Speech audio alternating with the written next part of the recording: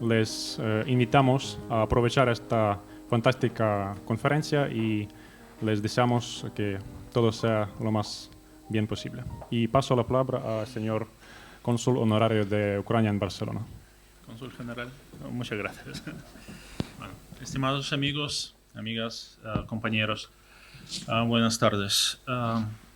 Pongo muchas esperanzas en la reunión de hoy, organizada por el Centro de Diálogo Transatlántico, con los expertos y todos ustedes para poder hablar sobre los desafíos globales, a los principios de democracia, derechos humanos, libertad, igualdad, respeto por la dignidad humana y el Estado de Derecho. Ucrania, que muchos pensaban que se rindiera a Rusia dentro de 3 días o semanas, ya ha entrado en su tercer año de resistencia y lucha por la posibilidad de ser soberana en su propio territorio y diciendo la verdad por mera existencia. Durante todo ese tiempo estamos codo con codo con nuestros aliados, incluso con España. Su posición de apoyo ha evolucionado. Desde los sistemas portátiles de enlave en el principio hasta la espera de la llegada de los aviones cazas de F-16 y hasta la idea de botas en el terreno pronunciada hace un par de días por el presidente Macron. Es verdad que las tardanzas en los suministros de armas y municiones que hemos sufrido últimamente significan pérdidas de vidas de los soldados y de los civiles ucranianos, lo cual nos duele mucho. Por contraste, los cambios recientes en la industria europea de producción de armas y las decisiones anunciadas ayer, entre otros por Ursula von der Leyen, nos dan un optimismo moderado. Los desafíos modernos de Ucrania incluyen la matanza cruel y el genocidio en los territorios ocupados, el chantaje nuclear por la ocupación de la central más grande de Europa en Zaporizhia, las consecuencias de ecocidio por la derrota de presa Kakhovka, la devolución de los niños ilegalmente trasladados a Rusia, la liberación de los presos civiles y soldados, desminado humanitario, la lista sigue y sigue. Para nosotros y para todo el mundo es evidente que ningún derecho funciona en los territorios temporalmente ocupados por el agresor. Al mismo tiempo, nos extrañan y desesperan los fallos repetidos del sistema de derecho internacional, a lo cual se dedicará una parte de la conferencia de nuestra discusión el día de hoy. Ucrania está presente en los organismos internacionales para poder solucionar los problemas emergidos. Se hizo evidente para todos que muy poca parte de los mecanismos existentes pueden dar fruto en estas circunstancias nuevas para el mundo civilizado. Precisamente por eso, estamos buscando nuevas vías para enfrentar los retos de hoy. Una de las propuestas elaboradas es la visión del fin de la guerra por la fórmula de paz de Ucrania, que también será analizada, bien analizada el día de hoy. Al aparecer estos desafíos a la escala global, para nosotros es importante ver y comprender la posición de los países de América del Sur hacia la agresión de Rusia, así como la influencia de otros factores internacionales. Lo que es obviamente claro son las palabras de la ministra de Defensa de España, señora Margarita Robles, durante la presentación del libro de Sor Lucía Cram hace 2 días aquí en Barcelona. Ucrania ganará la guerra porque tiene la razón, y en el siglo XXI no se puede aceptar dictadores, autócratas como Putin. Por lo cual estoy esperando una discusión viva y multifacética, que dará mucho fruto para pensar, analizar y compartir.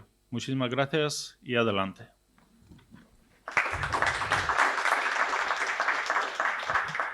Gracias, señor cónsul, por sus palabras. Invitamos a la primera panel a los panelistas.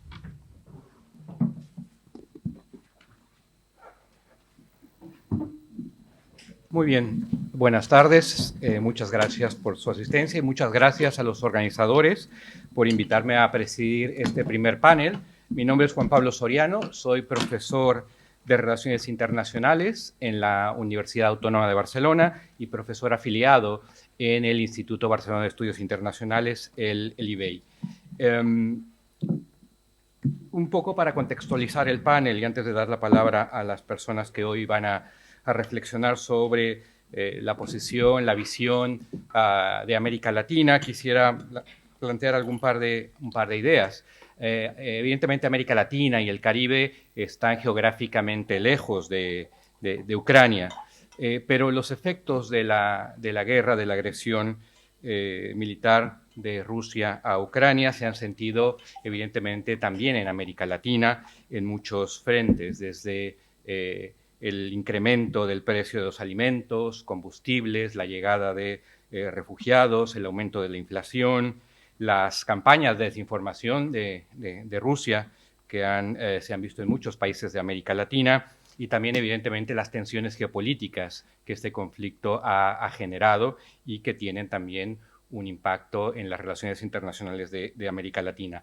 Si bien, como seguramente muchos de los miembros de este panel comentarán, las posiciones de América Latina respecto a cómo resolver el conflicto, la guerra, son dispares, hay diferentes posiciones, pero creo que podemos decir que hay unanimidad generalizada, o cuando menos hay muy pocas excepciones en los gobiernos de América Latina respecto a el rechazo, digamos, o más bien hay acuerdo generalizado en rechazar la agresión militar injustificada de Rusia, con muy pocas excepciones que seguramente se comentarán más adelante. De cara a los posibles puntos de encuentro, creo, con la fórmula de paz que ha propuesto el gobierno de Ucrania, creo que veremos que hay muchos puntos de encuentro con América Latina. En América Latina hay en general, creo que hay una tradición de política exterior de defensa de la soberanía, de resolución pacífica de controversias, de respeto a la integridad territorial de los estados y también el rechazo a las intervenciones militares. Y esto creo que está muy arraigado en la tradición de política exterior en América Latina. En este panel, los organizadores nos han pedido que se reflexione sobre la evolución de las posiciones de los distintos gobiernos de América Latina. Nos han pedido también que se indique, analicen posibles apoyos y también críticas, ¿por qué no?, a la fórmula de paz que propone Ucrania. Y también finalmente se ha propuesto a este panel que se reflexione, analice sobre los posibles caminos que la Unión Europea, Ucrania y otros actores importantes en Occidente como los Estados Unidos pueden transitar para incrementar, fomentar la participación de los países latinoamericanos en el proceso de restablecimiento de la paz en Ucrania. Y para abordar todas estas cuestiones y seguramente más que en este momento no he mencionado, tenemos 4 excelentes ponentes. Iremos en el orden que está en el panel. Tenemos a Vitaly Tsymbaliuk del Consulado de Ucrania en Barcelona, Oliver de la Costa Stunkel de la Fundación Getulio Vargas en Brasil, Bartomiej Snojek del Instituto Polaco de Asuntos Internacionales y Ana Ayuso del CIDOB con sede en Barcelona. Tenemos tiempo limitado, os voy a pedir que si podéis limitar a máximo 10 minutos de participación para que quizá nos queden al final unos 5 o 10 minutos para hacer una ronda final de comentarios o si hay preguntas del público que puedan participar. Si no, les parece bien, cuando quede un minuto, les quedan minutos de los 10 minutos, les avisaré. Muy bien, y comenzamos. Cónsul, por favor, tome la palabra. Muchas gracias por su introducción y presentación. Estimados amigas y amigos, señoras y señores, muy buenas tardes a todos. En primer lugar, quisiera expresar palabras de agradecimiento de organizadores de este evento. Es de suma importancia para nosotros, para Ucrania, porque aquí, no solamente aquí en España, en todo el mundo, hay falta de información. Lamentablemente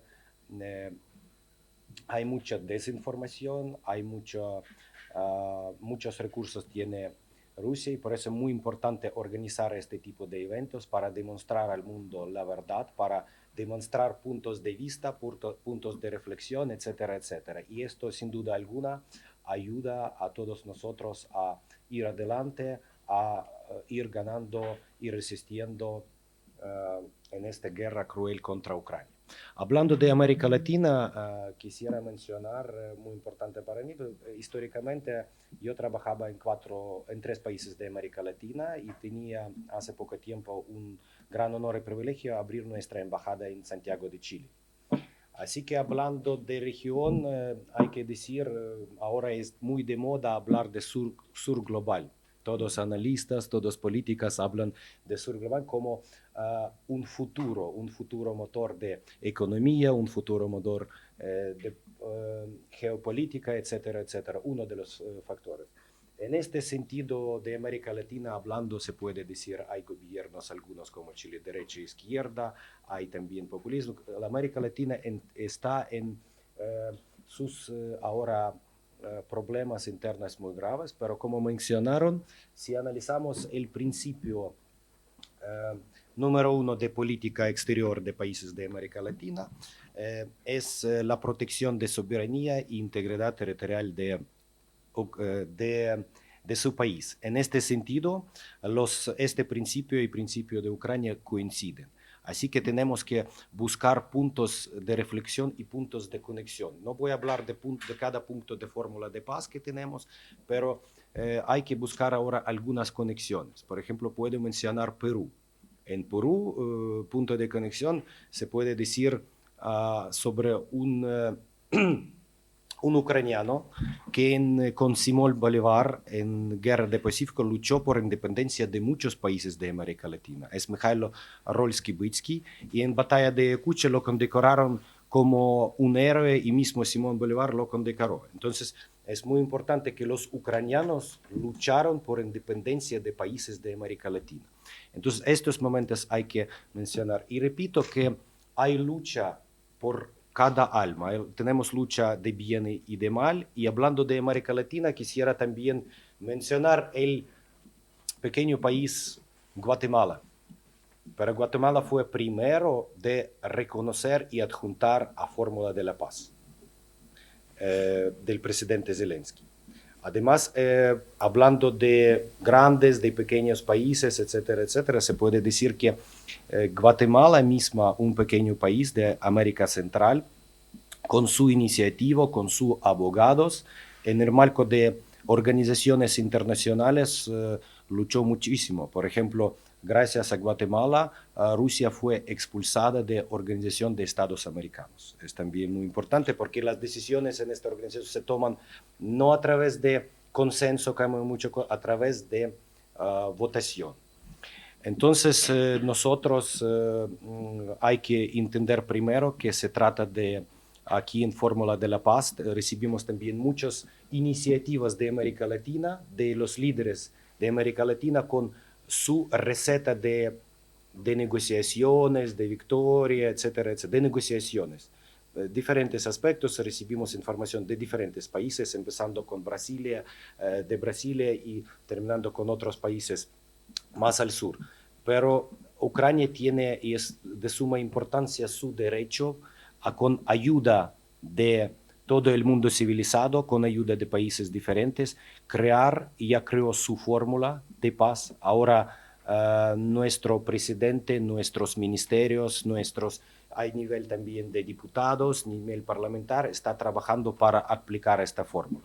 Aquí podemos constatar que el sistema de seguridad global no funciona como corresponde.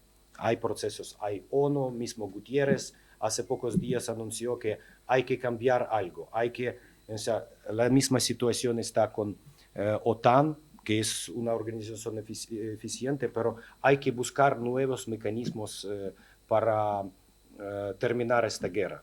Y estos buenos mecanismos también se pueden acuerdos bilaterales y en la base de estos acuerdos bilaterales creación algo nuevo que corresponde a nuestras necesidades por el momento. Así que todos nosotros necesitamos poner acuerdo. Si hablar de fórmula de paz, ahora está trabajando con cada país. Algunos países ya nos apoyan, más de 80 países. Nos apoyan también algunos países de América Latina. Ya apoyaron, antes fue indispensable que ellos van a apoyar, pero ya tenemos este apoyo. Y claro que hay diferentes casos, podemos analizar casos ahora de Ecuador, también sí que ofreció ayuda a Ucrania, Rusia bloqueó importación de plátano, entonces es unas cosas, pero siempre hay esta guerra, hay guerra financiera, hay guerra económica, etcétera, etcétera. Pero nosotros estamos al lado de bien, para nosotros más importante honor, y se trata de existencia de Ucrania y de este escudo que proteja valores europeos y no solamente europeos, valores mundiales. Así como en la América Latina hay que trabajar muchísimo, hay que reforzar esfuerzos. Nuestro presidente siempre ha tenido conversaciones con todos los líderes de América Latina. Hay conversaciones a nivel global. Como mencioné, hay también a nivel parlamentario, y es de suma importancia porque también el tema de ecocidio, también el tema, nuestro cónsul general mencionó inundación de nuestro territorio, catástrofe ecológica. Entonces, muchos territorios están contaminados con minas, muchos territorios hay catástrofe ecológica. Entonces, hay diferentes tracks y no es necesario para todo el mundo apoyar todos los tracks. Entonces, cada país puede trabajar más con track que corresponde de fórmula de paz. Y para nosotros es, por el momento, hay mucha crítica, pero el momento es un instrumento efectivo, eficaz, y hay que poner todos los esfuerzos para cumplir este instrumento. Y es también, necesitamos ayuda de todo el mundo, es como respeto a esta iniciativa ucraniana, que Ucrania ahora participa, o sea, claro que sin querer participa en esta construcción de nuevo sistema de seguridad. Así que en dos palabras, en breve, yo mencioné nuestra propuesta y algunas preguntas estamos listos a responder. Muchas gracias por esta oportunidad de expresarse. Muchas gracias también a España, aquí hay representantes de cuerpo consular también por su apoyo. Todos juntos nosotros vamos a ganar. Y también quisiera decir las cosas, claro que ahora tenemos situación muy catástrofe, muy difícil situación en campo de batalla. Cada día mueren muchas de personas, pero hasta comenté que hace poco recibí llamada, como trabajaba en Chile, de algunos empresarios chilenos hablando, y dice: Vitaly, ¿nos puedes ayudar, por favor? Quisiéramos comprar un terreno en lugar donde hay acciones militares. Yo, pero ¿cómo va a arriesgar? Nosotros estamos seguros que ustedes van a ganar esta guerra tarde o temprano, y quisiéramos construir una planta, dar lugares de trabajo, y esta cosa te inspira, esta cosa te da como más entusiasmo en los momentos muy difíciles, porque ahora momento es muy difícil para nuestra defensa, para Ucrania. Así que muchas gracias por su apoyo, y yo solicito a todos reforzarse y hablar con todos, solicitar más apoyo, contrarrestar a esta propaganda rusa que tenemos ahora, y que usted se convierten en los embajadores de la verdad. Muchas gracias a todos por su atención. Gracias.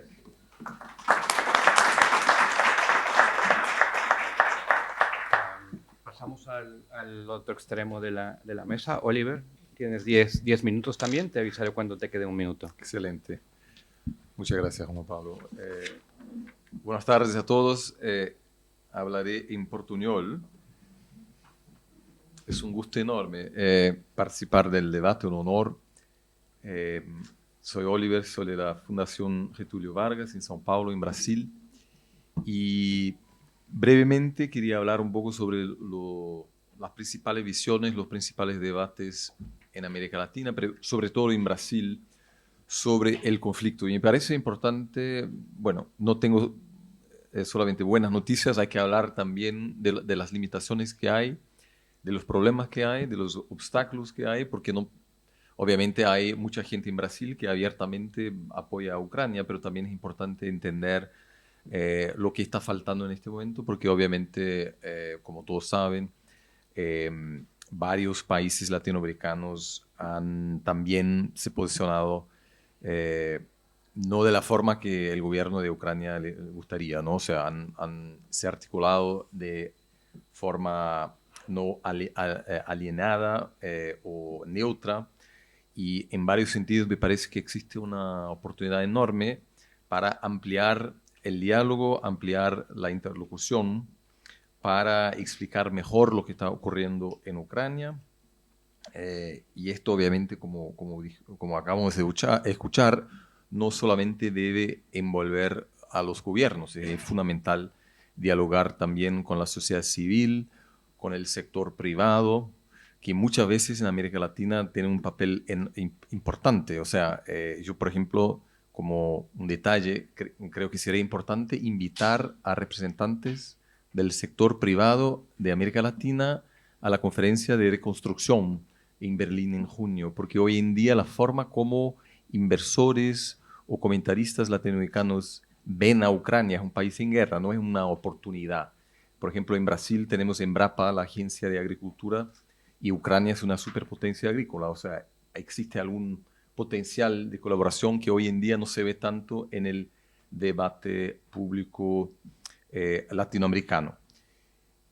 Muy brevemente, creo que muchas veces de la perspectiva europea, dialogando con personas de Brasil, se nota como un choque, o sea, las personas se asustan casi porque se dan cuenta que en varios aspectos el gobierno de Brasil y muchos pensadores brasileños no están de acuerdo con temas bastante básicos que a veces no están relacionados a Ucrania, están relacionados con divergencias más profundas sobre el sistema internacional.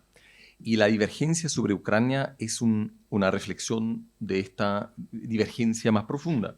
Entonces, para el gobierno en Brasil, diría yo, la principal amenaza estratégica, y yo no estoy diciendo que estoy de acuerdo con eso, pero lo cuento objetivamente, serían los Estados Unidos. Es la unipolaridad, y la transición para la multipolaridad es en Brasil vista como algo positivo y una gran oportunidad para que Brasil pueda tener una actuación más relevante en el mundo. Y otras potencias grandes que puedan desafiar de alguna manera a los Estados Unidos son vistas de manera positiva, porque, y esto no tiene nada que ver con Ucrania, que en la interpretación dominante brasileña, un mundo de varias potencias, multipolar, deja más espacio estratégico para que Brasil pueda defender su interés. Y esto también explica por qué Brasil es tan relutante en punir a Rusia, en imponer sanciones contra Rusia o hacer cualquier cosa que pueda limitar a Rusia, China o cualquier otra potencia. Es el primer tema. Existe obviamente también una memoria sobre sanciones contra Brasil en los años 80, o sea, es bastante reciente, muchos políticos se acuerdan aún cuando Brasil era algo de sanciones americanas, entonces hay una visión más, una asociación negativa con el tema de sanciones no aprobadas por las Naciones Unidas, y en este sentido hay un deseo de mantener una relación productiva con Rusia por este motivo. O sea, esto, como dije, no tiene que ver con Ucrania, y por eso me parece importante cómo la relación entre Rusia y Brasil es bastante fuerte. Son dos países BRICS.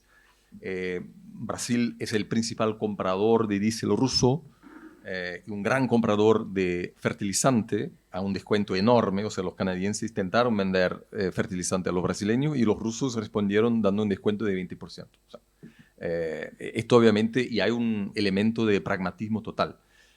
Hay acusaciones mutuales entre el norte global y el sur global de hipocresía y todo eso. Brasil actúa como India y otros países también de forma muy pragmática, y también, hay que decirlo, ve una oportunidad de negocios en esta crisis. Es así. Y esto los políticos brasileños a veces no lo dicen de manera tan explícita, pero es algo importante que hay que considerar. Entonces, me parece importante que muchas veces la narrativa ucraniana no debe cuestionar a la relación entre Brasil y Rusia, que esto va a ser muy difícil. Va a haber muy poca gente en Brasil que va a decir, bueno, entonces vamos a dejar de comprar diésel ruso, por ejemplo. Esto me parece muy, muy difícil. Hay también, hay que decir, yo veo una admiración secreta o no tan secreta en partes del establishment diplomático brasileño mirando a Rusia, hacia Rusia. En parte tal vez porque Brasil le gustaría de tener tal vez la capacidad rusa de inspirar miedo o respeto, no sé, en la comunidad internacional, o tal vez la admiración porque la Rusia tiene la capacidad de amenazar a Occidente o de capturar la atención de Occidente de una forma que Brasil no lo tiene, a pesar de una gran ambición geopolítica que Brasil tiene. Entonces, muchas veces, como dije, estos temas son reflexo de una divergencia sobre la interpretación más básica del sistema internacional. El otro tema, obviamente, es que la retórica occidental en Brasil sobre reglas y normas del sistema internacional es muchas veces cuestionado, sobre todo en este momento de la guerra entre Israel y Hamas. Entonces, la respuesta más común que se escucha cuando alguien dice, bueno, la invasión rusa representa una amenaza para todo el sistema internacional. Es una amenaza, como lo dijo el presidente chileno, de una forma muy explícita. Dijo, mira, ocurre hoy con Ucrania, mañana puede ocurrir con otro país latinoamericano. La respuesta típica que se escucha mucho en Brasil es, bueno, pero el Occidente defiende las reglas y normas cuando le conviene porque los Estados Unidos aún envían armas a Israel. Entonces, es un tema muy politizado y a los europeos a veces les sorprende porque en Brasil esta retórica rules-based order no tiene el mismo impacto que acostumbra tener en otras regiones. Ya escuchamos, y estoy muy de acuerdo, Rusia tuvo una presencia diplomática, o lo tiene hace décadas, y la embajada de Rusia en Brasil tiene como 30 personas, y la embajada de Ucrania tiene como 2 personas y medio, o sea, es una mini operación. Entonces, esto sí se nota bastante que personas del centro ideológico en Brasil, de manera consciente o inconsciente, replican frecuentemente informaciones falsas, porque Rusia ha tenido una presencia enorme en el debate público que no se aprecia de la misma forma en Europa. Y por eso me parece muy importante que Ucrania tenga una presencia diplomática fuerte, amplia, y va a ser muy difícil en Brasil cambiar la opinión pública con 2, 3 diplomáticos, ¿no? O sea, necesita tener una visibilidad que yo obviamente entiendo que es muy difícil, un país mucho más chico que Rusia, pero esto es relevante. Nosotros entrevistamos muchas personas en Brasil sobre lo que piensan sobre la guerra en Ucrania. Y lo que a mí me sorprende es que personas sin ningún interés en relaciones internacionales me dicen cosas como, bueno, hubo un genocidio ucraniano en el este del país, entonces los rusos tuvieron que defender a la población rusa, pero no saben de dónde escucharon eso. O sea, esto está circulando en las redes sociales y esto hay que reconocer que es un obstáculo relevante para Ucrania. Por fin, los especialistas regionales en Brasil y en otros países miran hacia Ucrania a partir de una perspectiva rusa porque hicieron sus doctorados en los años 80 en Moscú. O sea, no tenemos lazos institucionales entre nuestras universidades. Entonces es importante establecer eso, porque en el fondo muchas veces un especialista necesita poder llamar a un colega para saber qué está ocurriendo. Y lo que hoy llaman son especialistas muchas veces en Moscú.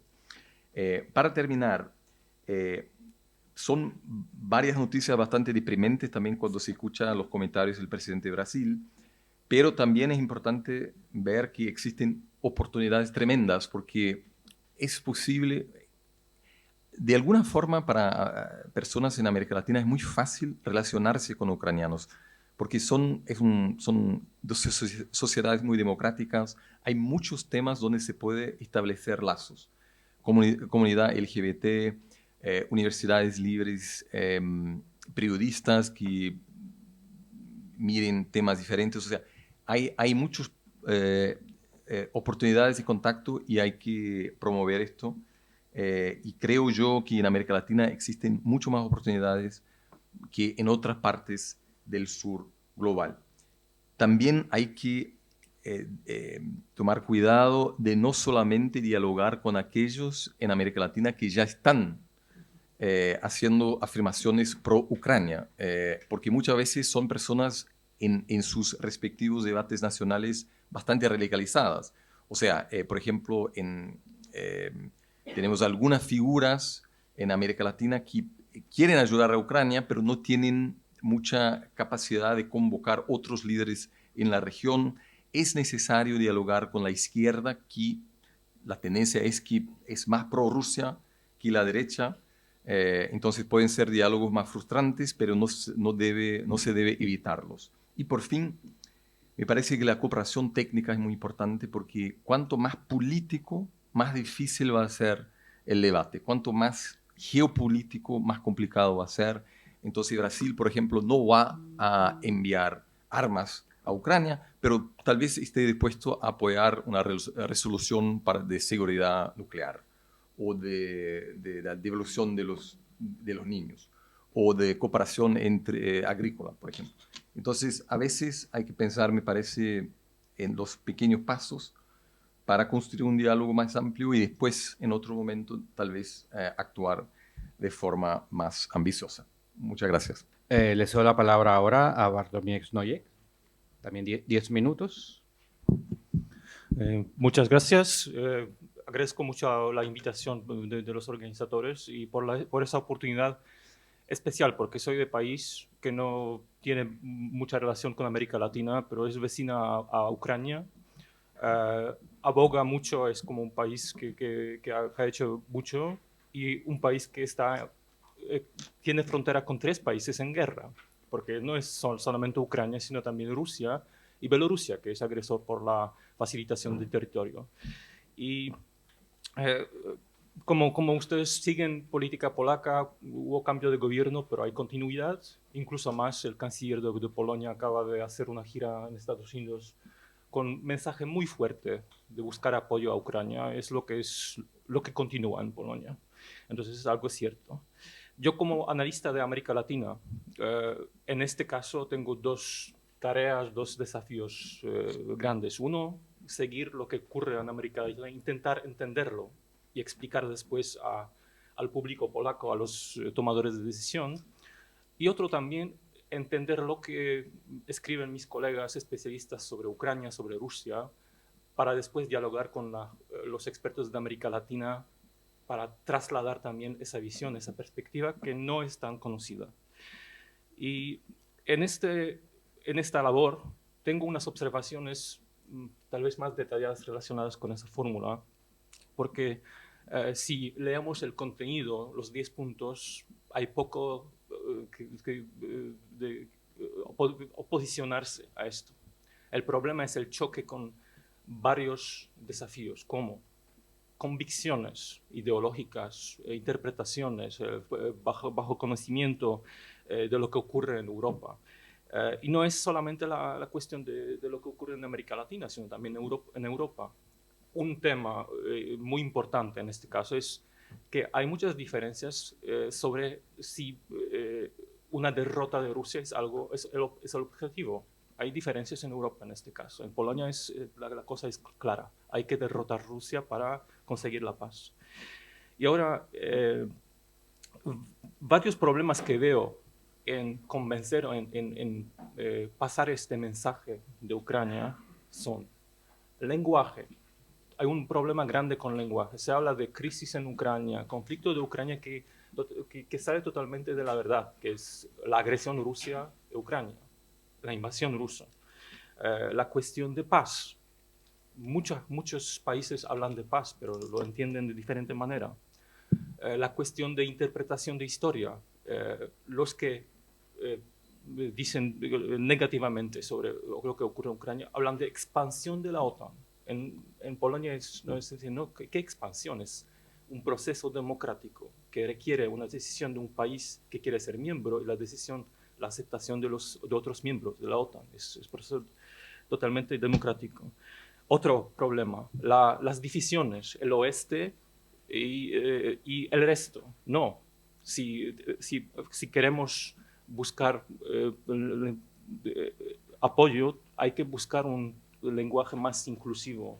No hablemos de oeste y el resto, hablemos de mundo libre. Es más inclusivo. Entonces es una cuestión muy importante.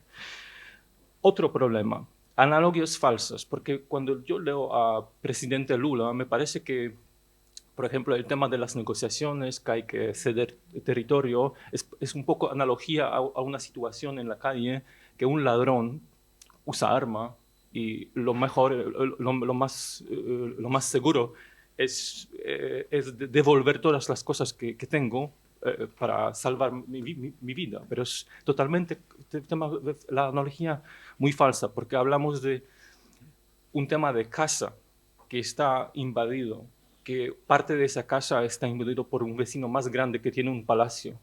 Y ahora cualquier persona que tiene una casa va a defenderla. Y desde el punto de vista de Polonia, puedo citar el ex general de ejército que hablaba, mi vecino tiene su casa en llamas, pues yo le voy a ayudar a extinguir ese fuego. Y además, acusaciones de doble moral. Sí, hay base muy fuerte, las intervenciones pasadas de Estados Unidos y todo, pero las acusaciones de ese tipo ya se verifica en otros contextos como el de Gaza, porque ahora podemos oír al presidente Lula que habla del genocidio en Gaza, pero no tiene esa misma visión en caso de Ucrania. Hay un texto reciente de Matthias Spector en Foreign Affairs donde explica eso, que hay temas donde a veces se puede cuestionar lo que hace el presidente Lula, que en algunos casos lo califica de manera muy fuerte, y en caso de otros países como Ucrania y Rusia no dice tanto. Y bueno, sobre las perspectivas que mencioné a la OTAN, que es una perspectiva muy distante, pero lo positivo que se ve la visión de diferentes socios aliados de Ucrania de esforzar el tema de seguridad. Son todos los acuerdos que se firmaron a partir del de enero, Reino Unido, Alemania, Francia, se está discutiendo este tema en Polonia, y es algo que es una respuesta a la visión que Rusia se está preparando para una guerra larga, no solamente para una guerra, es tema de militarización de la sociedad a partir de los niños. Pues es un proceso muy, muy serio y esas respuestas son muy importantes. Muy importantes. Otro comentario de esas observaciones es un poco, podría decir, de envidia, que en Ucrania el gobierno, la gente se enteró de la necesidad de hablar con regiones distantes, socios no tradicionales como los de América Latina. Me parece que hay un cambio en Polonia, pero no tan rápido, y eso es lo básico. El problema es no de convencer a mi punto de vista, pero explicar por qué mi visión es así. Pues esto es el primer paso que es importante, y me parece que Ucrania lo está haciendo, o con sus diplomáticos. También me parece que la semana pasada se abrió el servicio en español del Ministerio de Relaciones Exteriores, que es un paso muy importante. Y bueno, otro éxito son las consultas de paz. El año pasado, que es Saudi Arabia, después Malta, cada vez más países interesados en en la participación de ese proceso. Pero aquí hay un problema. Es muy barato abogar por la paz, pero en el momento de firmar un acuerdo o unas garantías, ya es algo más, porque son garantías, es responsabilidad. Y esto será prueba para esos países que están en ese proceso, si tienen esa responsabilidad de entrar en tipo de garantía de la situación, del paz futuro de Ucrania. Y bueno, un comentario también sobre algo que ha dicho Olivier, sobre esa postura de Brasil, como que hay como momento, oportunidad para Brasil para poner en realidad la visión multipolar del mundo. Acabo de leer un comentario de un analista polaco que me parece muy adecuado a eso, que lo que hace Rusia es como un gran rompehielos, que es muy cómodo porque él rompe esas barreras, esos límites que parecían inviolables, y ahora otros países pueden aprovechar de lo que hizo Rusia independientemente de lo moral que era. Otra cuestión, me parece que el tema de desinformación es muy importante, especialmente ahora antes de las elecciones en Estados Unidos. Si ustedes siguen lo que ocurre, por ejemplo, en México, una promoción grande de RT, Russia Today, en las ciudades de México, me parece que es la preparación para influenciar el público ahí, porque también tenemos elecciones presidenciales en México. Tuvimos visita de Patrushev en Nicaragua y una señal estratégica que Rusia está interesada en estar presente en esa región y hacer problemas en corto. Y lo que Oliver ha mencionado de políticos complicados, Yamatei en Guatemala, un problema, porque sí apoyó mucho Ucrania, pero con problemas en casa, no sé si es un buen socio. Milei ahora, con la propuesta de la cumbre América Latina-Ucrania, tal vez será más fácil, pero también es el mismo problema de la imagen de ese político. Gracias. Muchas gracias. Muchas gracias. Vamos muy bien de tiempo, así es que creo que habrá después oportunidad para o una segunda ronda o preguntas del público. Ana, es tu turno y también tienes 10 minutos. Gracias. Quiero agradecer primero el invitarme a participar en este acto, que creo que es muy necesario, que se nota ese intercambio, ¿no?, de debates en estos temas. Bueno, como ya se han dicho muchas cosas, yo voy a hacer un poco de comentarios, ¿no? Tenía unas notas, pero muchas cosas ya se han dicho. Sí que es verdad que, como decían, como se ha dicho ya, las posturas de los países de América Latina, que son diferentes, ¿no?, tienen algunos puntos en común, pero muchas diferencias, ¿no? Y tiene que ver con muchos factores. Algunos son factores bilaterales directamente que tienen que ver con los intereses, como decía Oliver. Hay muchos países con los que Rusia tiene vinculaciones económicas. Por una parte, ha mencionado Brasil con los fertilizantes, pero otros países con energía. Y hay otros países que tienen en Rusia un aliado que se ha ido forjando durante muchos años y que les ha ayudado, por ejemplo, a enfrentar las sanciones de Occidente, países con los que podemos estar más de acuerdo o menos de acuerdo. En general son países autoritarios, ¿no?, pero que tienen unas vinculaciones muy fuertes. Y eso ejerce problemas de cohesión dentro de la región. Que no podemos olvidar que, digamos, precisamente la cohesión dentro de los procesos de integración de América Latina se ha roto precisamente por esa polarización que se da, y eso ha dificultado, pues, por ejemplo, también que tuviéramos dificultades de firmar un acuerdo, una declaración entre la Unión Europea y América Latina solamente por el hecho de mencionar a Rusia, ¿no? Por lo tanto, es un tema que distancia, digamos, a Europa con América Latina, pero también hay puntos en común. Aparte de esos intereses, esas relaciones directas, hay otra visión más normativa que ya se ha mencionado. Es decir, América Latina se posiciona como una región en general no alineada, ¿no? Que defiende el principio de no alineación, el principio de no intervención y el principio de solución pacífica de controversias. Y en esa es la visión normativa, ¿no? Esa visión normativa ha puesto también en una situación incómoda a algunos países de América Latina. Por una parte, ciertamente rechazan las sanciones, ¿no? Que como parte de ese rechazan tener que alinearse con una posición o con otras, hacen esa lectura geopolítica, ¿no? Pero al mismo tiempo tienen que aceptar que es inaceptable la agresión que ha habido por parte de Rusia y eso les genera también contradicciones. Ahí quería sacar el tema del doble rasero que ya se ha mencionado aquí, ¿no?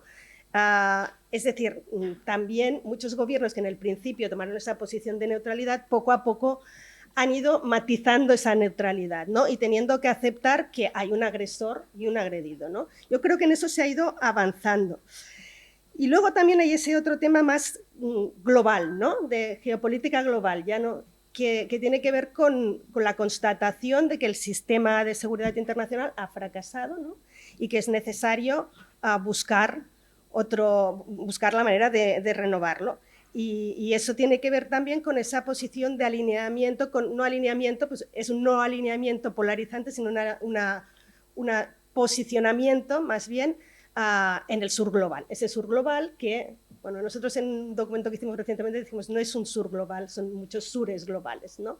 En los que hay diferentes posiciones. Pero sí es verdad que entre ellos hay un reclamo de cambios de las reglas de juego, de unas reglas de juego que no funcionan y que han impedido dar respuesta a una situación de agresión que no es la única en el mundo, hay otras igual, y hay una sensación de que hay una impunidad de la violación de esos principios, que se están cuestionando esos propios principios y que esa impunidad que se da es la que genera más violencia, ¿eh?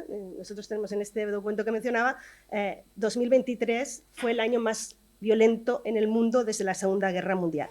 Y eso tiene que ver con la incapacidad del sistema de dar respuestas. Entonces yo creo que allí sí que hay una capacidad, ¿no?, de buscar consensos en la necesidad de avanzar a cuáles son los valores realmente compartidos y cuáles son las instituciones y cómo hay que cambiar las instituciones para que se pueda dar una respuesta efectiva a esa situación. Dicho esto, quería hacer un poco un poquito de repaso a los cambios que ha habido, ¿no?, de la posicionamiento. Mientras unos países se han mantenido firmes en su posición, otros han ido matizando, ¿no? Yo creo que, bueno, obviamente Venezuela, Nicaragua, pues han mantenido esa posición y Cuba también, aunque con más matices, porque Cuba, quiero decir, se siente incómodo con ese principio de no agresión, ¿no? Y entonces lo que pasa es que es el discurso ese de que ha habido una provocación, ¿no? Que ha sido una provocación. Y ahí es donde también entra en una contradicción, ¿no? Porque en América Latina un poco el imperialismo, siempre el imperialismo de Estados Unidos, y en cambio no saben ver otro tipo, ¿no?, de actitudes que le podemos llamar cualquiera, pero se acercan mucho al imperialismo, ¿no? El aceptar que Rusia tiene derecho a una zona de influencia y a determinar lo que va a pasar en los países que están en esa zona, es aceptar algo que no aceptan en su propio continente, ¿no? Que haya una tutela por parte del hegemón en esa región. Pero sí creo que en esa izquierda, sobre todo, que ha sido muy crítica, hay una parte de esa contestación antiamericana, ¿no?, de ese componente antiamericano que tiene sus raíces, ¿no?, que no podemos olvidarlo y que por lo tanto hay que tenerlo en cuenta y tener en cuenta que América Latina nunca va a entrar en la carrera de armamentista y tal. Va en contra, digamos, de su posicionamiento general, por lo menos las grandes potencias de América Latina, ¿no? O sea, México, Brasil, incluso Colombia, ¿no? Colombia, que ha padecido tantos conflictos, pues no va a entrar, ¿no?, en esa parte de dar apoyo, ¿no?, a la respuesta de legítima defensa, pero que no deja de ser de uso de la fuerza. Pero aún así yo creo que hemos visto unos cambios positivos y que están apostando todos por la diplomacia. Lo que pasa es lo que se entiende, la diplomacia es, por ejemplo, una diplomacia. ¿Cuáles son las condiciones para que se den esa diplomacia, ¿no? Entonces, claro, Zelensky, el gobierno de Ucrania, dice, no puede ser sin condiciones, tiene que haber unas condiciones básicas, ¿no? para que se pueda realmente hacer unas negociaciones, aunque ya están en negociaciones, pero para que se pueda realmente llegar, por ejemplo, a terminar con la confrontación. Y ahí yo creo que como decía también, no me acuerdo quién de ustedes, en realidad si uno ve el plan de paz, hay muchas de las cosas en las que América Latina estaría de acuerdo, ¿no? Yo creo que los dos problemas más en los que hay más dificultades es el de la integridad territorial, que se entiende por integridad territorial, ¿no? Es volver a las fronteras previas al 2014, ¿no? Para Ucrania. Entonces, en cambio, desde América Latina pues se da por hecho de que Crimea ya no va a estar en las negociaciones y que ya es un... Entonces, eso yo creo que es un caso difícil, ¿no? Pero tampoco tiene por qué suponer un freno a avanzar en otros aspectos, como se decía. El otro es el cese, el alto el fuego sin condiciones y la retirada de tropas. Ahí también, quiero decir, es obvio que va a ser muy difícil, ¿no? Que eso se dé antes de sentarse a la mesa. Tendrá que ser después de sentarse a la mesa. Yo creo que eso quizás es uno de los temas más complicados por parte de ambas partes. Y yo creo que las principales críticas a esa ruta, ¿no? Esa fórmula de paz han venido de ahí, ¿no? De decir que no se puede poner condiciones al diálogo previamente. Entonces yo creo que ahí es uno de los temas en los que quizás habría que profundizar un poco más. Entonces el tercer tema, bueno, lo que nos había dicho un poco, es el tema cómo avanzar, ¿no? ¿Cómo serían los pasos para avanzar? Bueno, yo creo que ahí hay dos vías. Uno es ese debate sobre la arquitectura de seguridad internacional, es decir, avanzar, es decir, Ucrania y Gaza y la situación que se da en general respecto a la seguridad internacional son una oportunidad para que volvamos a repensar esa seguridad internacional. Y el otro es ya lo que es el diálogo sobre la paz, ¿no? Un minuto, bueno, es muy rápido. En el debate multilateral hay una oportunidad que es la cumbre del futuro en la que se está planteando la necesidad de esa reforma. Se están planteando cosas, ¿no? Que obviamente pasan por la reforma del Consejo de Seguridad y por ver cuál es el papel de los organismos regionales en el mundo. Yo creo que eso lo van a hablar más después en la segunda parte, pero ahí hay oportunidades para que Europa y América Latina, incluida Ucrania, avancen hacia esa necesidad, ¿no? de buscar esa reforma que sea capaz de dar la respuesta, y eso implica, obviamente, volver a sacar el tema de la limitación del derecho de veto y la representación dentro del Consejo de Seguridad y el papel de la Asamblea General con respecto a los temas de seguridad. También la capacidad de reacción por parte de Naciones Unidas a esas situaciones, ¿no? Esas serían los dos temas.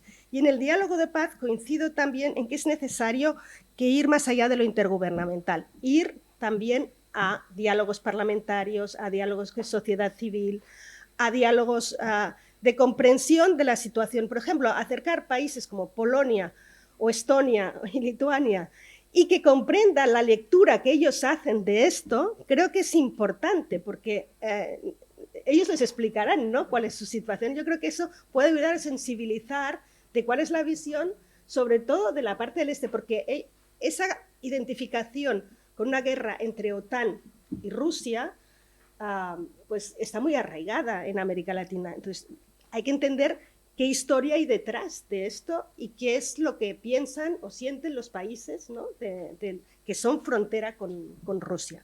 Y ya está, creo que... ¿no? Muy bien, gracias.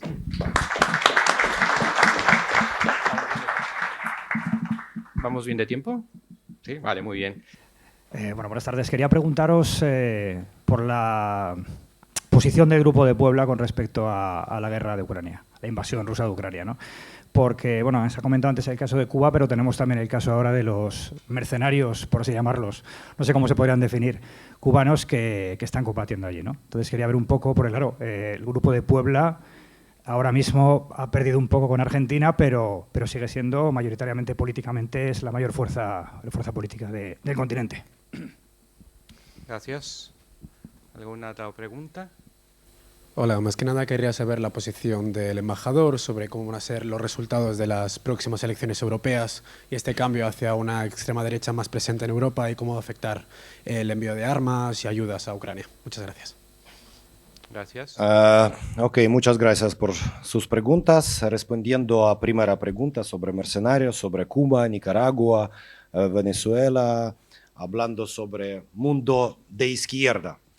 Pero aquí hay que regresar a los raíces, hay que regresar a propaganda y contrapropaganda rusa. Como mencionar, Rusia tiene Russia Today, Rusia tiene otros canales de televisión y aquí en América Latina, en Brasil y otros países, estos canales de televisión dicen que en Ucrania viven fascistas que por desayuno comen los niños. Y es la verdad que se puede escuchar. Y no se puede explicar lógicamente, pero aquí con esta propaganda que está dirigida a masas, como dicen, ¿sí? Es primero. Segundo, aquí si hablar de izquierda de América Latina y izquierda de Rusia son dos grandes diferencias. En este sentido hay que trabajar mucho en América Latina para explicarlo a los representantes de izquierda de América Latina sobre izquierda rusa y cómo coincide. Algunos sí, claro que en algunos países, en Ucrania, por ejemplo, otra cosa con Partido Comunista, pero algunos países Partido Comunista tiene grandes rankings y ellos se asocian como guerra contra imperialismo, etcétera, etcétera. Hablando con ellos hay que explicar también que guerra Rusia contra Ucrania es de guerra de neocolonialismo. Porque ellos no dicen solamente quieren ocupar Ucrania, sino tienen planes ir hasta Berlín, hasta todo el mundo. No, es la verdad. Por eso aquí claro que están utilizando los cerebros jóvenes de las personas. Es igualmente como en Colombia. En Colombia, si hablar de FARC, de otras organizaciones, fue a la selva, uno puede decir ideológica a universidad, decir sobre idea, vamos a luchar, etcétera, etcétera. Y ya tenía muchos estudiantes que integraron a FARC. Ahora la situación cambió muchísimo y ya poca gente van a integrarse a algunas organizaciones por idea de izquierda. Y otra vez repito, izquierda en América Latina, izquierda en Rusia son dos diferentes. Es un error muy grande. Después ahora quisiera hablar de América Latina y de Ucrania, de política. Claro que estoy de acuerdo con los ponentes que hay que prestar más atención a América Latina. Pero en este sentido, en este momento, está renovando la estrategia de relaciones de Ucrania con los países de América Latina y el Caribe. En estos momentos, este año van a anunciar el año de América Latina en Ucrania. Claro que es muy difícil conversar sobre aumentar la presencia diplomática por tema de la guerra, porque todos los recursos van a la guerra, solamente disminuyen, pero sí hay que trabajar ahora con centros de estudios, como mencionan, con las universidades, con los grupos de amigos, diputados, etcétera, etcétera. Hablando también de América Latina, otro aspecto muy importante, también de derecha, de izquierda. Yo llegué hace unos meses a trabajar aquí en consulado, pero antes trabajaba en Cancillería, y llegaron muchas delegaciones parlamentarias de América Latina, de muchos países de América Latina. Claro que muchos probaron, y nosotros llevamos a Bucha, a Irpin, a Gostomel, ellos llegaron con periodistas y ahí solicitaron a su gobierno, dicen, señor presidente, ¿cómo podemos esperar? Hay que actuar, porque por su propio ojos ellos pueden ver lo que pasa en Ucrania. Entonces, son partes de trabajo, pero hablando de mercenarios, sí, vamos a tener. Claro que en Venezuela tenemos una planta de producción de a Kalashnikov, ¿sí? En Nicaragua hay muchos militares. Tengo por Academia Diplomática amigos de Nicaragua. Hablamos, dice Vitaly, aquí en las calles escucha lengua rusa, porque hay muchos militares. No, esto dice no oficialmente en mis contactos propios. Por eso, repito otra vez, este año, año para América Latina, es muy difícil para nosotros, para Ucrania, pero vamos a prestar todo posible atención y esfuerzos posible e imposible vamos a hacer para seguir adelante.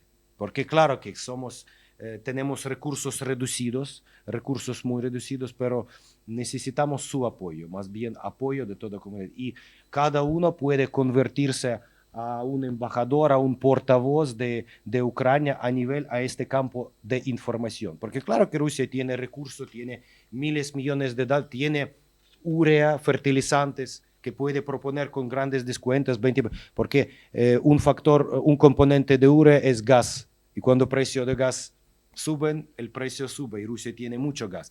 Entonces, claro que no voy a decir que compran algo, pero de otra manera también hay tiempos de vacas gordas, muchos países como México, doctrina como las estradas, sí, que ellos no pueden participar en como mencionaron mis colegas, pero también pueden ayudarnos en participación en un punto de fórmula de paz, en participación de ayuda humanitaria, sino militar, y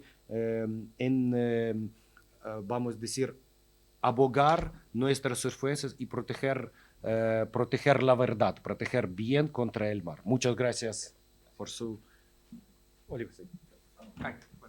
Gracias. No, está bien.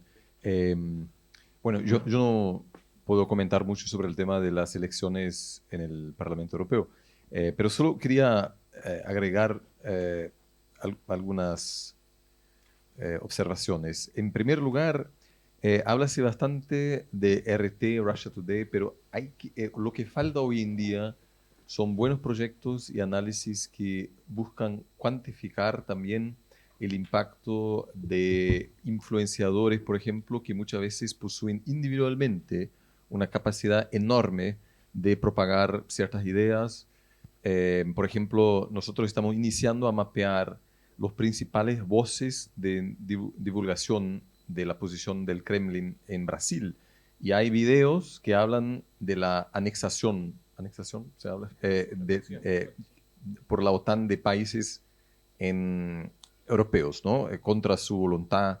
O sea, la idea de que la OTAN está obligando a los ucranianos a luchar contra Rusia, pero son videos, no está claro cuál es la relación de los autores con el gobierno ruso. Tal vez no haya, o sea, y creo que existe hoy en día en las redes sociales una fragmentación que necesita, que hay que entender mejor cómo esto funciona, y creo que mucho de eso va que no tiene relación directa con páginas del gobierno ruso. Son individuos que tienen bastante visibilidad.